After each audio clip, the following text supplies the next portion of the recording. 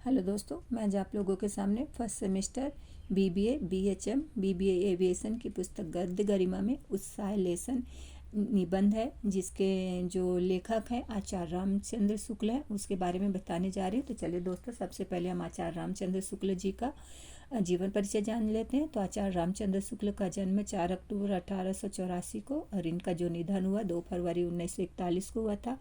ये कहानीकार, कथाकार, साहित्यकार सब कुछ है और ये भारतेंद्र युग के महत्वपूर्ण रचनाकार चौधरी बद्रीनारायण प्रेमघम के संपर्क में आए तो इन्होंने आनंद कामनी पत्रिका का संपादन किया था और इन्होंने 1903 में उनकी कहानी 11 बरस का समय भी प्रकाशित हो चुकी है। तो इनकी मुख्य कृतियाँ हैं जो हैं काव्य में रहस्यवाद, विचार विधि, चिंतामणि वन, चिंतामणि 2, गोस्वामी तुलसीदास सहित आदि इनकी रचनाएं हैं। चलिए दोस्तों, उत्साह में लेखक क्या बताते हैं इसके बारे में हम जान लेते हैं। यहाँ पे लेखक उत्साह में बताते हैं कि दुख के वर्ग में जो स्थान भय का है, आनंद वर्ग में वही स्थान उत्साह का है। भय में हम प्रस्तुत कठिन स्थिति के निश्चय में विशेष रूप से दुखी और कभी कभी स्थिति में अपने को दूर रखने के लिए प्रयत्नवान भी होते हैं। उत्साह में हम आने वाली कठिन स्थिति के भीतर साहस के अवसर के निश्चय द्वारा प्रस्तुत कर्म सुख की उमंग में अवश्य प्रयत्नवान भी होते हैं। उत्साह में कष्ट या हानि सहने की दृढ़ता के साथ साथ कर्म में प्रवृत्त होने के आनंद का योग रहता है। साहसपूर्ण आनंद की उमंग का नाम उत्साह है। कर्म सौंदर्य के उपासक ही सच्चे उत्साही कहलाते हैं। जिन कर्मों में किसी प्रकार का कष्ट या हानि सहने का साहस अपेक्षित होता है, उन सब के प्रति उत्कंठापूर्ण आनंद उत्साह के अंतर्गत लिया जाता है। कष्ट या हानि के भेद के अनुसार उत्साह के भेद भी हो जाते हैं। साहित्य मीमांसकों ने इसी दृष्टि से युद्धवीर, दानवीर, दयावीर इत्यादि भेद किए हैं।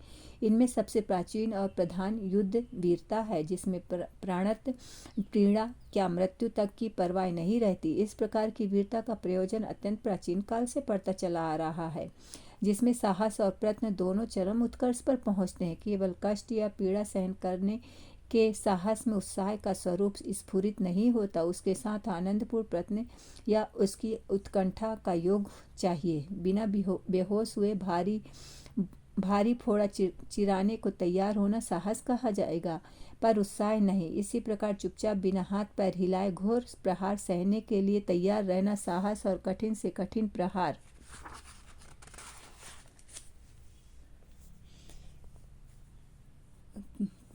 सहकर भी जगह से न हटना धीरता कही जाएगी।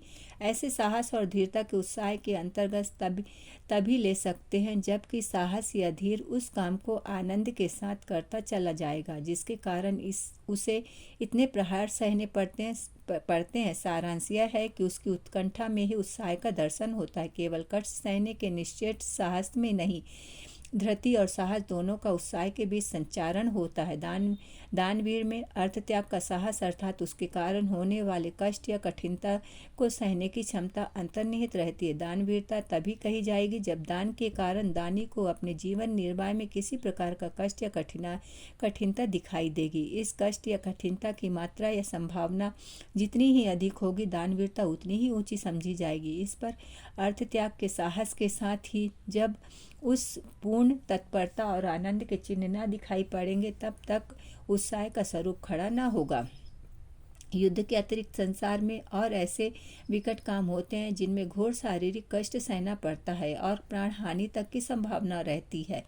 अनुसंधान के लिए तुषार मंडित अभ्रभेदी अगम्य पर्वतों की चढ़ाई, ध्रुव देश या सहारा के रेगिस्तान का सफर, क्रूर बर्बर जातियों के बीच अज्ञात घोर जंगलों में प्रवेश इत्यादि भी पूरी वीरता और पराक्रम के कर्म है। इनमें जिस आदर्श आनंदपूर्ण तत्परता के साथ लोग प्रवृत्त हुए हैं, वह भी उत्साह ही है। मनुष्य शारीरिक कष्ट से पीछे हटने वाला प्राणी नहीं है। मानसिक क्लेश की संभावना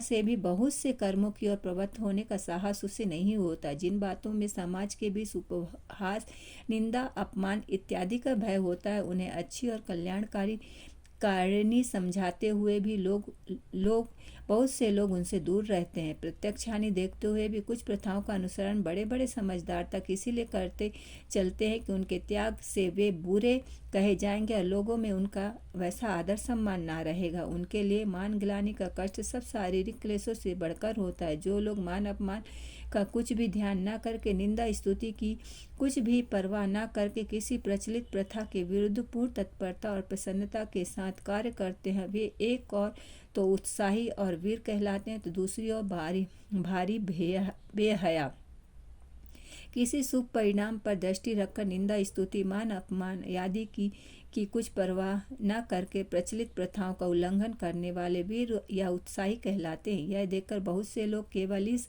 विरुद्ध के लोभ में ही अपनी उछल कूद दिखाया करते हैं। वे केवल उत्साही या साहसी कहे जाने के लिए ही चली आती हुई प्रथाओं को तोड़ने की धूम मचाया करते हैं। शुभ या अशुभ परिणाम से उनसे कोई मतलब नहीं, उनकी ओर ध्यान देना लेस मात्र नहीं होता। यदि किसी प्रिय मित्र के आने का समाचार पक्का पाकर हम चुपचाप ज्यों के त्यों ही आनंदित होकर बैठे रह जाएं या थोड़ा हंस भी दें, तो यह हमारा उत्साह नहीं कहा जाएगा। हमारा उत्साह तभी कहा जाएगा जब हम अपने मित्र का आगमन सुनते ही उठ खड़े होंगे, उनसे मिलने के लिए दौड़ पड़ेंगे और ठहरने आदि के प्रबंध में प्रसन्न मुख इधर उधर आते जाते दिखाई देंगे। प्रयत्न और कर्म संकल्प उत्साह नामक आनंद के नित्य लक्षण है। प्रत्येक कर्म में थोड़ा या बहुत बुद्धि का योग भी रहता है। कुछ कर्मों में बुद्धि की तत्परता और शरीर की तत्परता दोनों बराबर साथ साथ चलती है।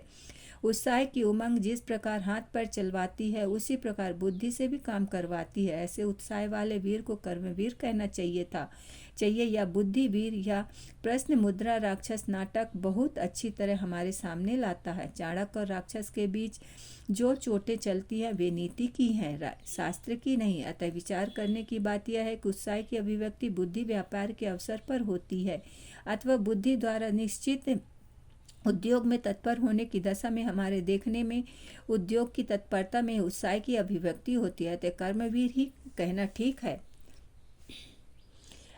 बुद्धिवीर के दृष्टांत कभी कभी हमारे पुराने ढंग के शास्त्रार्थों में देखने को मिल जाते हैं। जिस समय किसी भारी शास्त्रार्थी पंडित से भिड़ने के लिए कोई विद्यार्थी आनंद के साथ सभा आगे आता है, उस समय उसके बुद्धि साहस की प्रशंसा अवश्य होती है। वह जीते या हारे बुद्धिवीर समझा ही जाता है। इस जमाने में वीरता का प्रसंग उठाकर वांगवीर का उल्लेख यदि ना हो तो बात अधूरी ही समझी जाएगी। ये वांगवीर आजकल बड़ी बड़ी सभाओं में मंचों पर से लेकर स्त्रियों के उठाए पारिवारिक प्रपंचों तक में पाए जाते हैं और काफ़ी तादाद में है। थोड़ा यह भी देखना चाहिए कि उत्साह में ध्यान किस पर रहता है, कर्म पर या उसके फल पर, अथवा व्यक्ति पर या वस्तु पर। हमारे विचार में उत्साही वीर का ध्यान आदि से अंत तक पूरी कर्म श्रृंखला पर से होता हुआ उसकी सफलता रूपी समाप्ति तक फैला रहता है। इसी ध्यान से जो आनंद की तरंगे उठती हैं वे ही सारे प्रयत्न को आनंदमय कर देती हैं। युद्धवीर में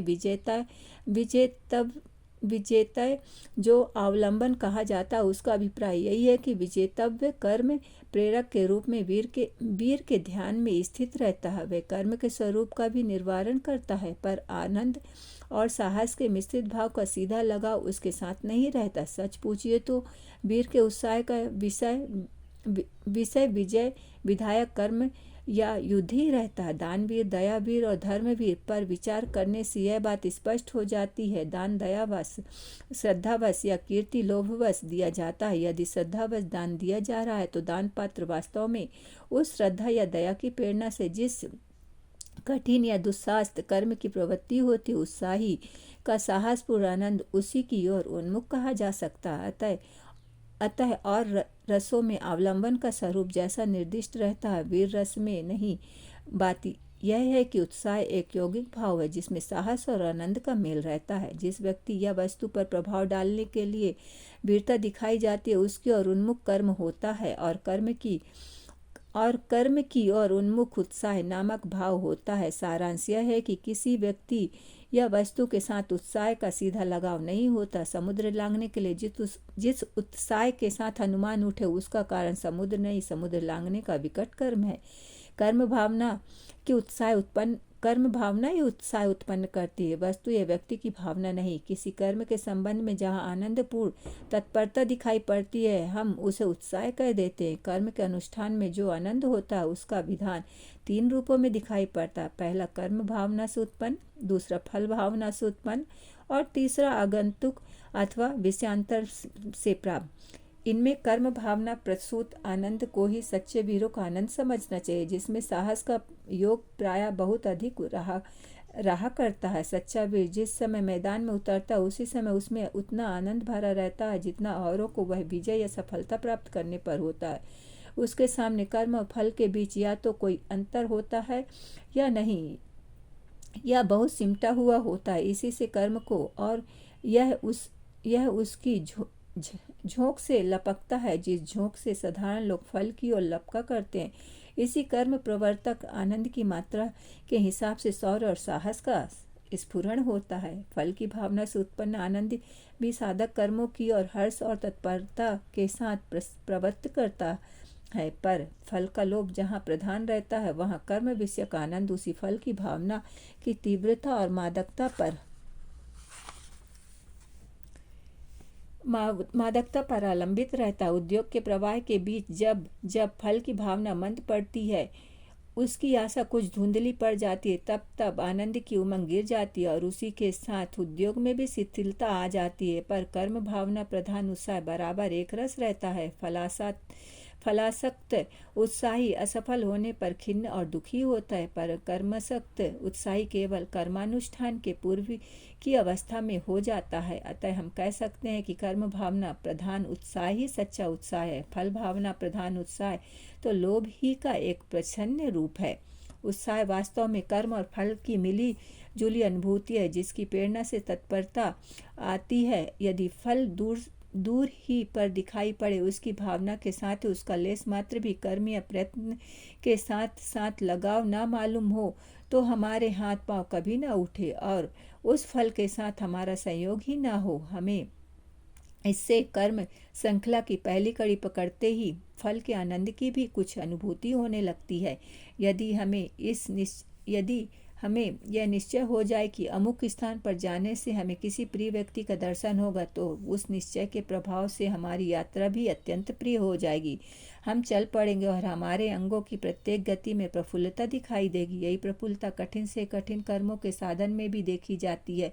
वे कर्म भी प्रिय हो जाते हैं और अच्छे लगने लगते हैं। जब तक फल का पहुंचने वाला कर्म पथ अच्छा ना लगेगा, तब तक केवल फल का अच्छा लगना कुछ नहीं है। फल की इच्छा मात्र हृदय में रखकर तो प्रयत्न किया जाएगा, यह अभावमय और आनंद शून्य होने के कारण निर्जीव सा होगा।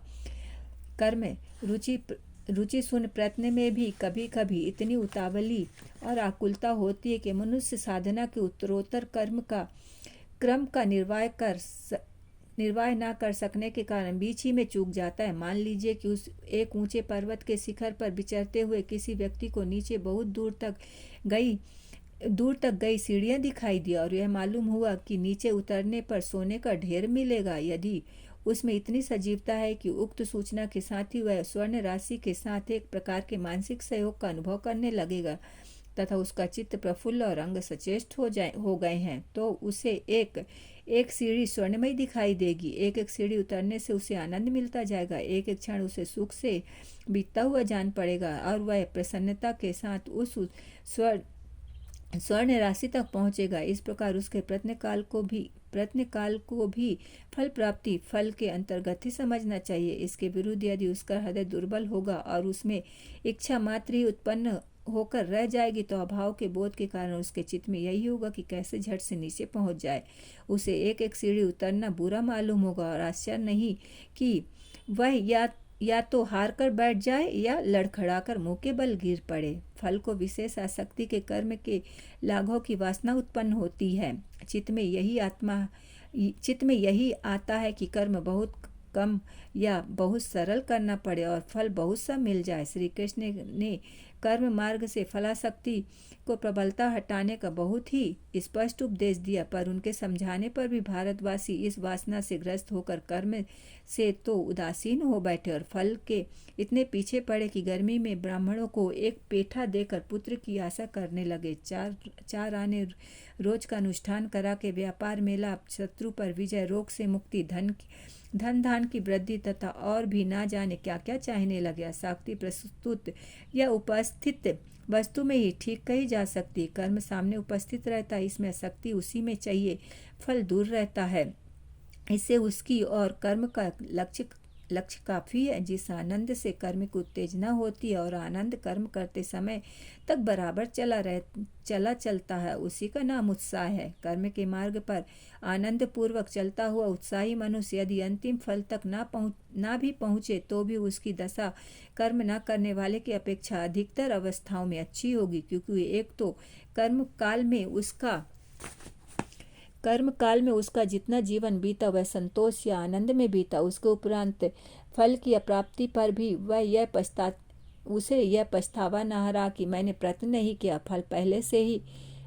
फल पहले से कोई बनाया पदार्थ नहीं होता। अनुकूल प्रयत्न क्रम के अनुसार उसके एक एक अंग की योजना होती है। बुद्धि द्वारा पूर्ण रूप से निश्चित की हुई व्यापार परंपरा का नाम ही प्रयत्न है। किसी मनुष्य के घर पर कोई प्राणी बीमार है, वह वैद्यों के यहाँ से जाकर जब तक औषध लाकर रोगी को देता जाता और इधर उधर दौड़ धूप करता जाता है, तब तक उसके चित्त में जो संतोष रहता है, प्रत्येक नए उपचार के साथ जो आनंद का उन्मेष होता रहता, वह उसे कदापि न प्राप्त होता। यदि वह रोता हुआ बैठा रहता, प्रयत्न की अवस्था में उसके जीवन का जितना अंश संतोष, आशा और उत्साह में बीता, अप्रयत्न की दशा में उतना ही अंश केवल शोक और दुख में कटता। उसके अतिरिक्त उसके एक एक रोगी के न अच्छे होने की दशा में भी वह आत्मग्लानि के उस कठोर दुख से बचा रहेगा, जो उसे जीवन भर यह सोच कर होता कि मैंने पूरा प्रयत्न नहीं किया। कर्म में आनंद अनुभव करने वाले का नाम ही कर्मण्य है। धर्म और उदारता उच्च कर्मों के विधान में ही एक ऐसा दिव्य आनंद भरा रहता है कि कर्ता को वे कर्म ही फल स्वरूप लगते हैं।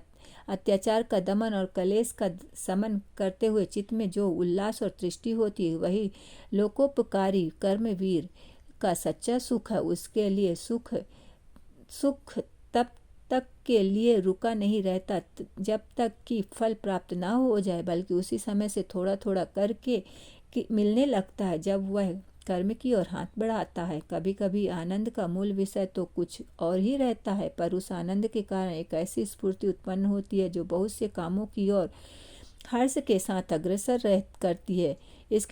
इसी प्रसन्नता और तत्परता को देख लोग कहते हैं कि वे बड़े काम बड़े उत्साह के लिए किए जा रहे हैं। यदि किसी मनुष्य को बहुत सा लाभ हो जाता है या उसकी कोई बड़ी भारी कामना पूर्ण हो जाती है, तो काम उसके सामने आते हैं, उन सबको वह बड़े हर्ष और तत्परता के साथ करता है। उसके इस हर्ष और तत्परता को भी लोग उत्साह ही कहते हैं। इसी प्रकार किसी उत्तम फल या सुख प्राप्ति की आशा या निश्चय से उत्पन्न आनंद फलोन्मुख प्रयत्नों के अतिरिक्त एक दूसरे व्यापारी के साथ संलग्न होकर उत्साह के रूप में दिखाई पड़ता है। यह बात उत्साह ही में नहीं, अन्य मनोविकारों में भी बराबर पाई जाती है। यदि हम किसी बात पर क्रुद्ध बैठे हैं और इसी बीच में कोई दूसरा आकर हमसे कोई बात सीधी तरह भी पूछता है, तो भी हम उस पर झुंझला उठते हैं। इस झुंझलाहट कर ना तो कोई निर्दिष्ट कारण होता है, ना उद्देश्य। यह केवल क्रोध की स्थिति के व्याघात को रोकने की क्रिया है, क्रोध की रक्षा का प्रयत्न है। इस झुंझलाहट द्वारा हम यह प्रकट करते हैं कि हम क्रोध में हैं और क्रोध में ही रहना चाहते हैं। यदि हमारा चित्त किसी विषय में उत्साहित करता है, तो हम अन्य विषयों में भी अपना उत्साह दिखा देते हैं। यदि हमारा मन बढ़ा हुआ रहता है, तो हम बहुत से काम प्रसन्नता पूर्वक करने के लिए तैयार हो जाते हैं। इसी बात का विचार करके सलाम साधक लोग हकीमों से मुलाकात करने के लिए पहले अर्धदलियों से उनका मिजाज पूछ लिया करते हैं। दोस्तों, आपको ये लेसन उत्साह कैसा लगा? इतना में उत्साह के बारे में लेखक बता रहे रामचंद्र शुक्ल की उत्साह में और उत्साह से काम करने में और ज़बरदस्ती काम करने में क्या फ़र्क होता है। तो दोस्तों, कमेंट्स करके ज़रूर बताइएगा। धन्यवाद।